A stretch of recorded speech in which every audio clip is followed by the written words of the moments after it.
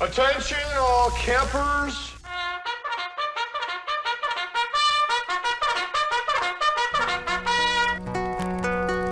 The All-American Spookshow welcomes you to enroll in Camp Spookshow this summer. We have activities for all ages, including archery, canoeing,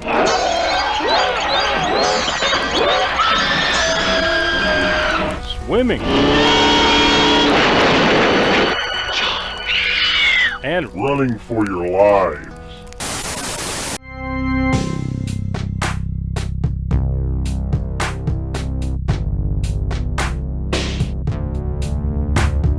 Hello and welcome to this Deadline Horror News special.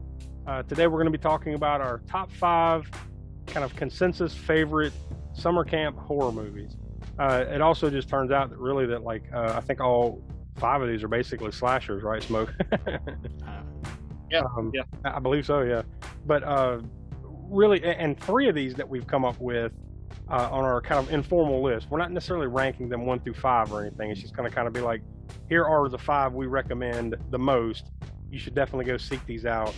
And we enjoy these on different levels.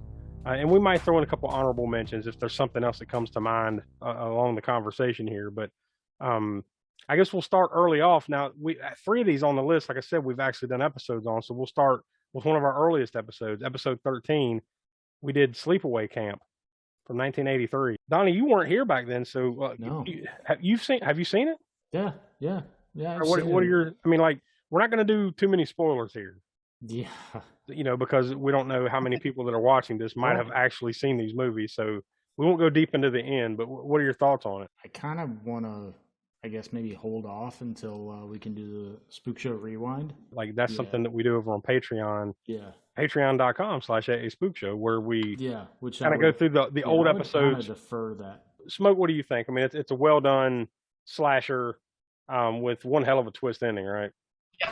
Yeah. Like you said, we're not giving any spoilers away for those people out there who haven't seen it, and there are some people out there, I'm sure, who haven't seen this yet. So, but yeah, there's you can't really talk much about the ending of this movie until you just have to see it. But yeah, the lead up to it, it's not just about that. A lot of people, for those of us who, for us that have seen it, that's the main thing that gets mentioned is this one particular scene. But really, there's a lot of good lead up to that. There's a lot of good, I guess, what would become summer camp slasher cliches and whatnot later on in the, especially into the movies that we had coming out in the 90s and 2000s that were parodying and doing all that stuff. So I mean, you had a lot of tropes and stereotypes that happened that were carried forward from this movie. So, but they weren't stereotypes at the time because they were laying the foundations. Yeah. And a lot of not quite controversial, but somewhat taboo subjects, especially for the time. Oh yes, that movie. Yeah, some wouldn't even fly today. But but yeah, some of the things that they touched on and some of the themes of the movie and everything make it quite unique. And it had some decent kills. For it being a slasher movie, you'd expect some good kills, and it had some good ones in there. Yeah. This was pre MPAA crackdown too, on as we've mentioned before about slasher movies that came later in the 80s. This was that golden age still. It's 1983, I believe, right? Yeah, yep. And there's even one moment in the movie that I can think of that's not a kill that's pretty messed up too. The cook in the, cook in the kitchen. That's a good one. It's a classic. We obviously highly recommend, and we highly recommend all of these. So I guess we don't need to say that on every one of these, but we encourage you to go check out episode 13 of the podcast in the archives. I'm pretty sure that is up here on the YouTube channel. So if you want to go back and dig that one out, because that was very early on. This would be like summer of 2019, I believe, when we did that episode. So it's been a while. It was a fun one to do too. Episode. Yeah, for sure. We move on to the next one on the list, the original Friday the 13th from 1980. We covered this one on episode 30 of the podcast. That was another special episode. Yeah, that was a very special episode. Yeah, that was Mother's Day 2020 when we did that episode, and we had our wives. But yeah, that was the whole premise. We had them on because that's the gag, right? Mother's Day, Friday the 13th. But once again, no spoilers there. But that kind of gives some things away. I would say if you're watching this and you've probably seen the Friday the 13th movie, so you know enough to say that the Jason's mom plays a big part Mm-hmm. in not only that movie but just a lot of the movies thereafter. So what else do you want to say about that one, Smoke? That is the ultimate summer camp slasher movie, and correct me if I'm wrong, it's probably the first that I can think of set at a summer camp. We go back talking about slasher history, we've done that before. Halloween wasn't set at summer camp though, but I mean, they were cashing in on Halloween though with coming up with another holiday. Like, what do we have? Let's do Friday 13th. That hasn't been done yet, so we'll do a slasher movie on Friday 13th. But setting it in a summer camp became an iconic thing. So, also you had Kevin Bacon in there. Again, we are not given too many.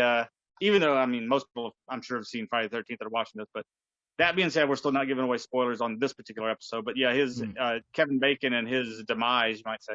Yeah, was that's a memorable moment. Yeah, certainly. There's a couple of those in there. This is an aside to this. I just looked at, we have like a little running list of summer camp movies. So like the only ones that I could find that had any kind of elements of horror that predate that one would be a movie in 1941. It's a Bela Lugosi movie called Spooks Run Wild. That's more of a horror comedy. Then there's The Roommates, which is actually more of a thriller than it is a horror. That was in 1973. Piranha in 1978. Once again, I think it's more of like there's a scene of a summer camp in there. It's not necessarily about a summer camp, right? Yeah, it's not like the whole movie set in that. But yeah, that is a good one. That is a good precursor to it. Probably closer than any of even the older ones, like you were mentioning. Yeah. That Piranha one's probably the closest you get to a summer camp horror movie prior to Friday the 13th. Yeah, and then Friday the 13th in 1980, and that kind of opened the floodgates. So yeah, it really is. This was the benchmark, man. Yeah. And ironically, not just for summer camp, for slasher movies in general. This one itself being sort of a takeoff, so to speak, of Halloween, with a holiday horror type thing. But how many more countless slasher movies came out after Friday the 13th that were, sort of playing off that same premise? Yeah, I mean, granted, Halloween and Friday the 13th to everybody, but after Halloween, there wasn't nearly as many slasher movies as after post Friday the 13th. It seemed to take sort a of lot that between Night of the Living Dead and Dawn of the Dead. You had a little bit of zombie movies trickling down the pike after Night of the Living Dead, but as soon as Dawn of the Dead hit, just everywhere. And I think the same thing for the Halloween versus Friday the 13th dichotomy there. It seemed to take a lot of the good elements that Halloween had, set before it, and then it basically kind of picked it up and set it in a summer camp, and then added its own twists and turns to it. But that's basically kind of what they did in a way. True. And just then even kind of turn that upside down, with the ending there. So obviously, it's one of the biggest ones. But ironically, the next one that we talk about, we just talked about this past Monday on episode 113, The Burning. Friday the 13th came out, first, so it's kind of the benchmark. But this movie was made right at the same time, so there's you can't even say one influenced the other. This is almost like, in a way, it's almost like that same discussion we had a year ago in the Summer of the Wolf between An American Werewolf in London and The Howling, where they came out basically made around the same time. Came out about the same time, so which one influenced which? The world may never know, right? It's kind of like a race to see which one could get the werewolf movie out first, to beat the other. Yeah, but yeah, if you want to hear us take a deep dive on that one, that literally just came out this past Monday, episode 113. So right here on the YouTube channel and wherever you get your podcast, you can go listen to us talk about that one. We've talked about that one enough recently to where we're not going to go deep into it here, but just know that it's in our top 5. Although we're not numbering them. And then 2 more that we haven't got to here on the show. Friday the 13th Part 2 from 1981, the same year as The Burning.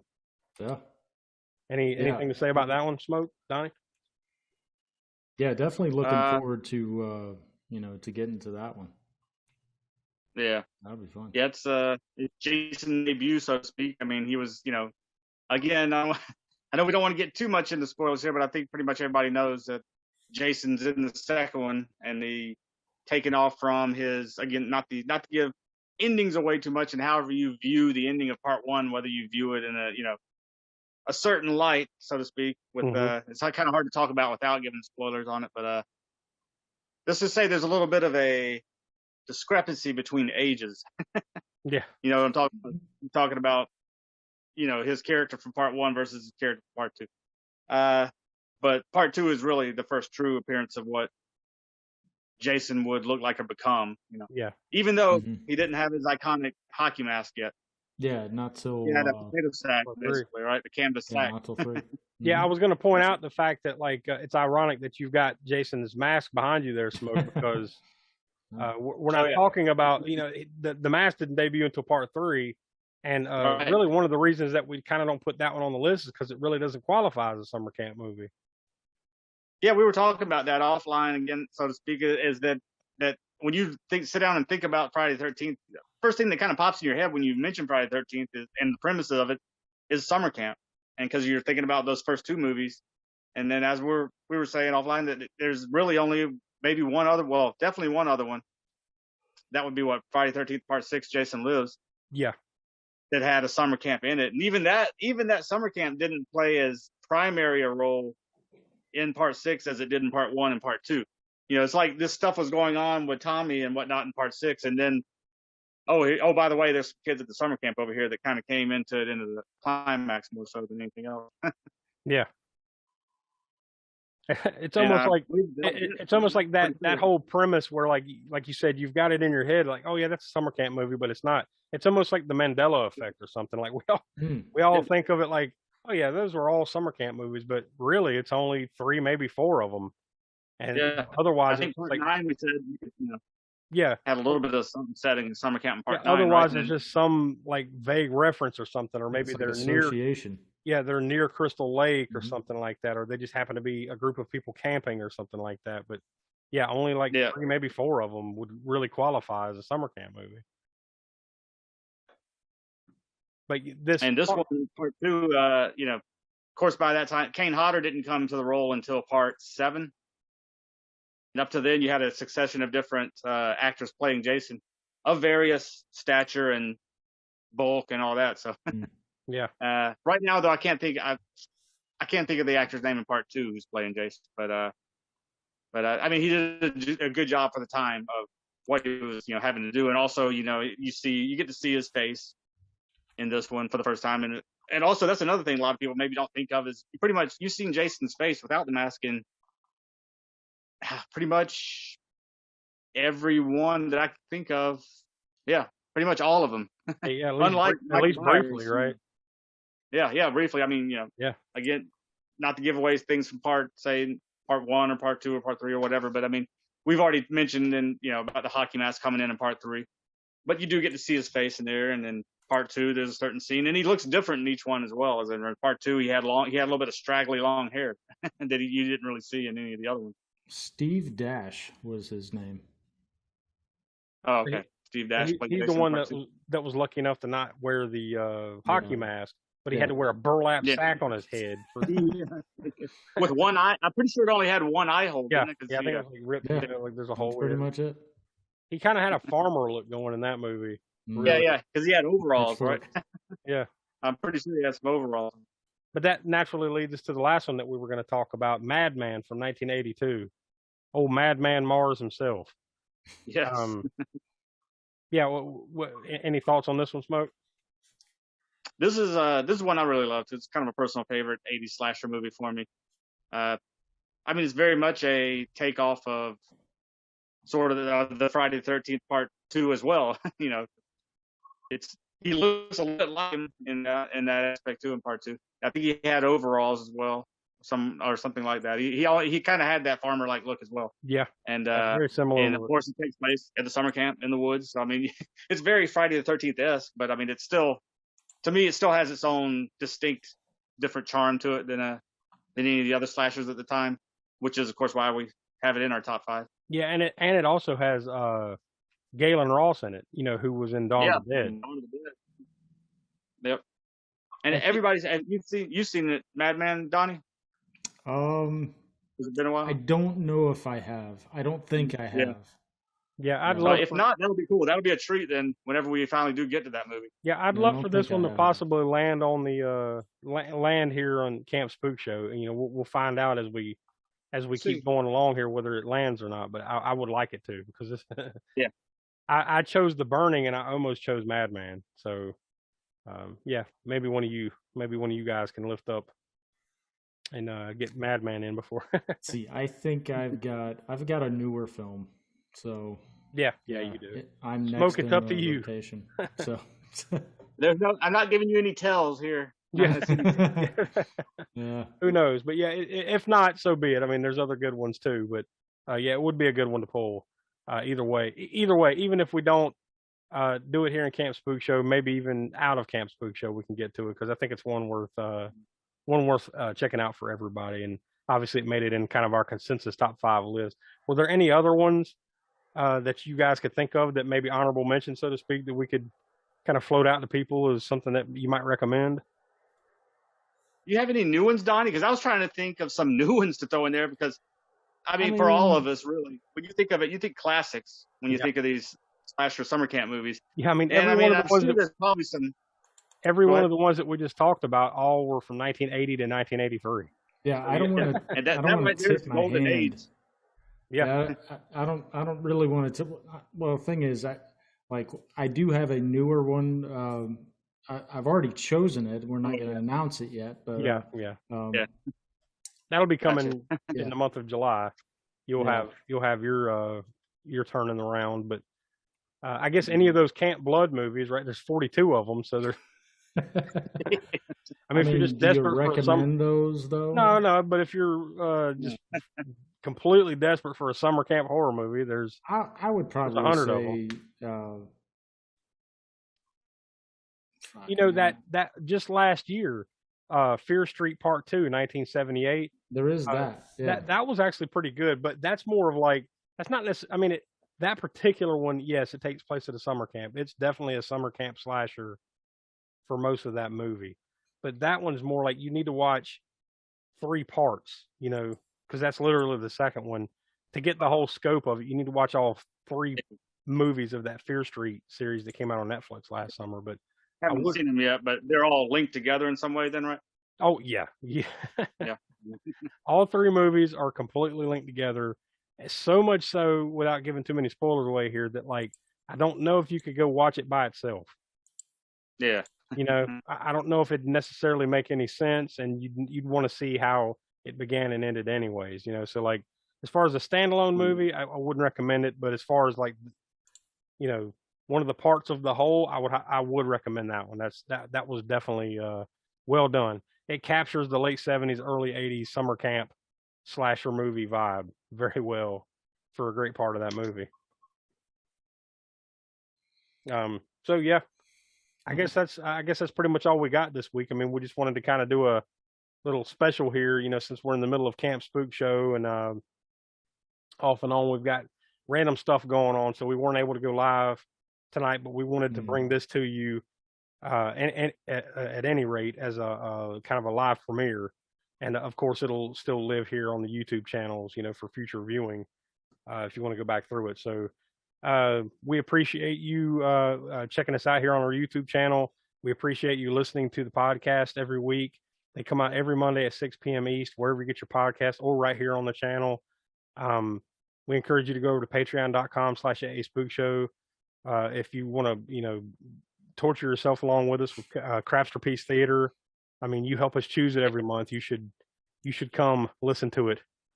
Partake in the crap. Yeah, get a big sniff for yourself. So yeah, that's really all we got for this week, and hopefully we'll be back next week with a normal Deadline Horror News Live. So for Will, who couldn't be with us, Donnie, Professor Smoak, I'm Josh. We are the All-American Spookshow Podcast. We are Deadline Horror News. And we'll talk to you next week.